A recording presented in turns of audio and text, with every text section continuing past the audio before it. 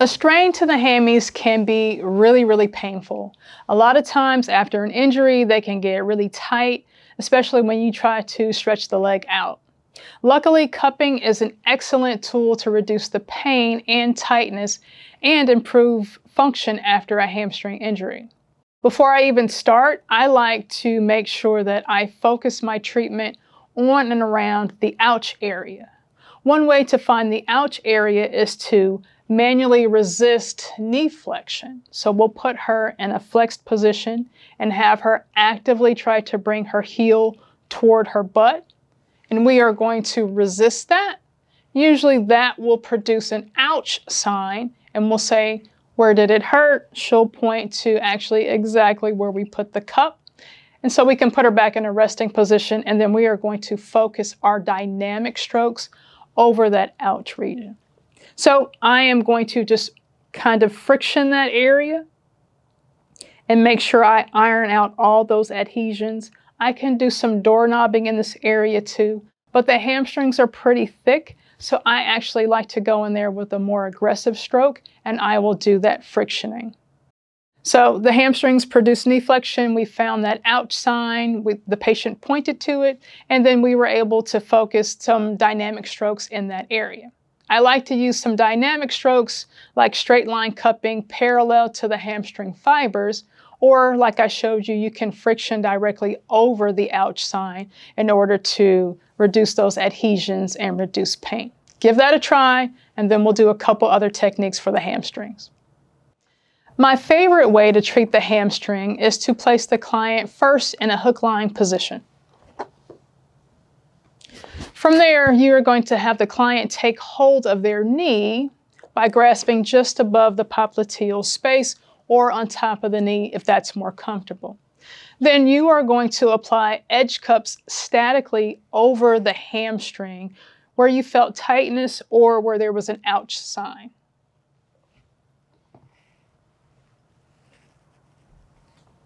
I'm going to kind of load her up with edge cups.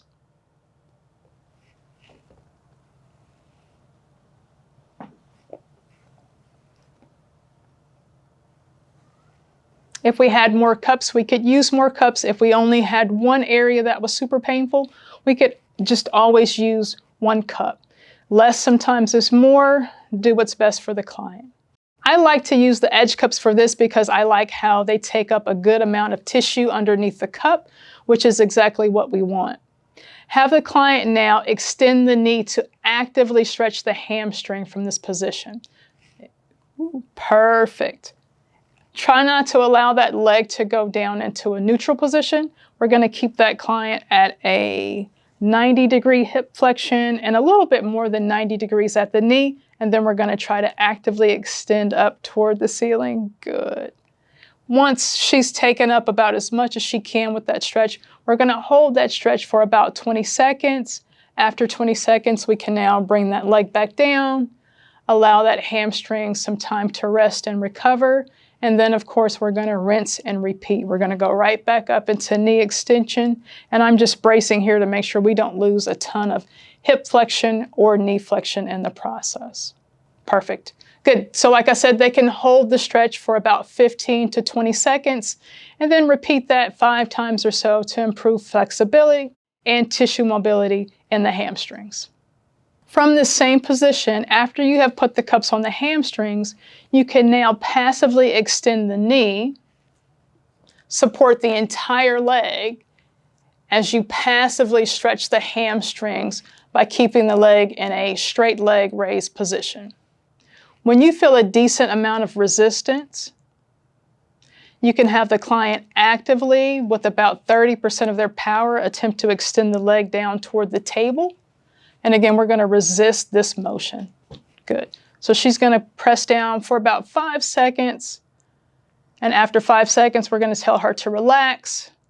Then you're going to wait about 2 seconds for that muscle to turn off, and then passively take that stretch up even higher until you feel a good amount of resistance again.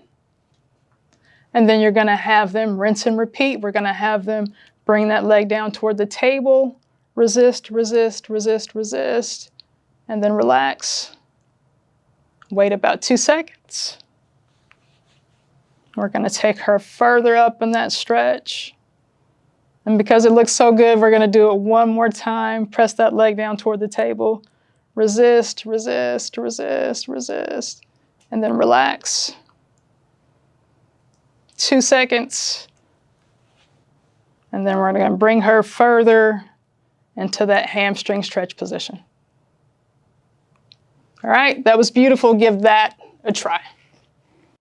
Last but definitely not least, from the hook lying position and then with the knee secured by the client, you can perform dynamic cupping over the hamstrings, especially the ouch areas, just like we did when they were in prone, except now we have taken it a step further and the hamstrings are on a bit of stretch.